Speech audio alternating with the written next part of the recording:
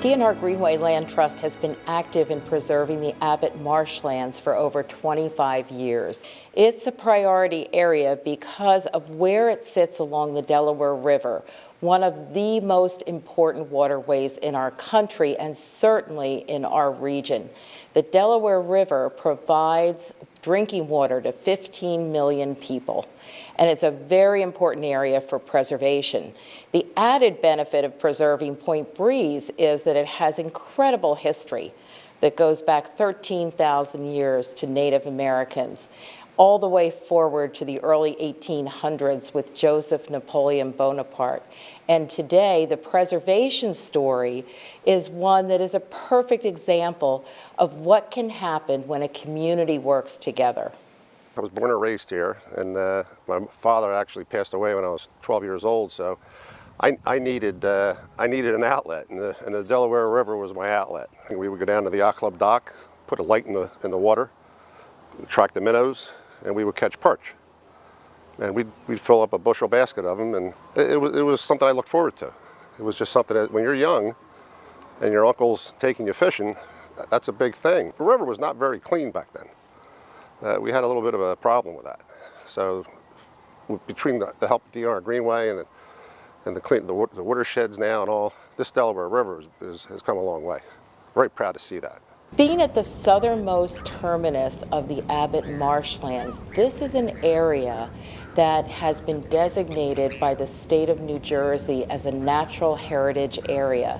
There are 30 species of plants and animals that are threatened and endangered in the Abbott marshlands. Being at the confluence of the Crosswicks Creek and the Delaware River, Point Breeze is perfectly situated to protect the water quality of the Crosswicks Creek and the Abbott marshlands. Charles Lucien Bonaparte married Joseph Bonaparte's oldest daughter and lived here at Point Breeze for a number of years in a house called the Lake House, which Joseph Bonaparte had built for both Charles Lucien and his daughter.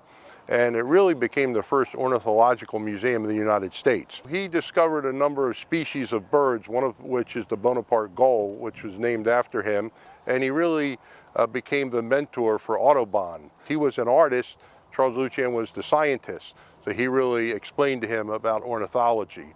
And Audubon often visited Point Breeze.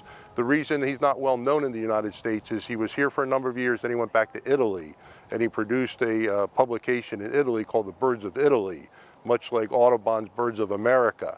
So I always laugh that had Charles Lucien not gone back to Italy and stayed in America, there may be the Bonaparte Society instead of the Audubon Society. Let's go back to when Father Poole called me out here and kind of made the announcement. We sat right under the gazebo over there, and he sat me down and he broke the news to me that they were going to be selling.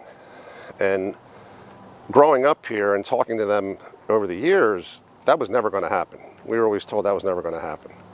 So I looked at that administration building and I just sat there and I said, Father, that would be a great city hall. And he looked at me and he says, well, we have some other news for you. And Linda Mead from D&R Greenway and the state of New Jersey were already along the process a little bit of purchasing the entire property. We've dealt with Green Acres in the past, and they've been fabulous partners for the City of Bordentown over the years. They had already bought some land here from the fathers before, so this is nothing new. You have to go in there with an open mind and listen. And I listened, and I liked what I listened to. Some of the plans I saw for 3 warehouses going on this property would have destroyed the banks over here. There was no way they would have been able to hold this with the traffic and the tractor trailers coming in here. It would have been a destruction. I lost a lot of sleep over this warehouse thing here. It was my mission to preserve this property as best I could on the city side. So, and thank God we had good partners. This was the last piece of land that was open in Bordentown City that could be preserved. It's the last large piece of open space.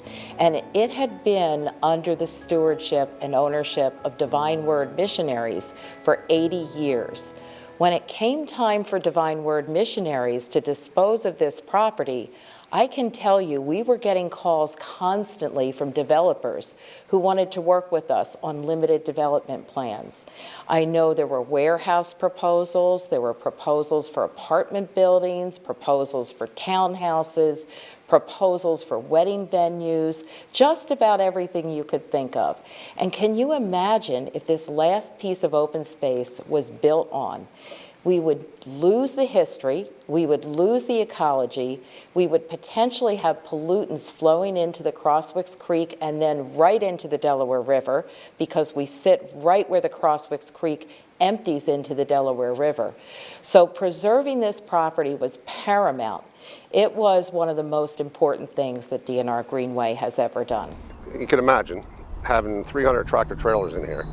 Not only would the air pollution be horrible, but the oil and the runoff and the typical warehouse pollution you would receive was going to end up in the river.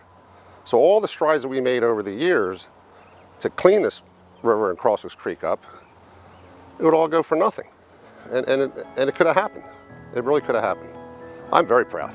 I got to tell you, I'm very proud.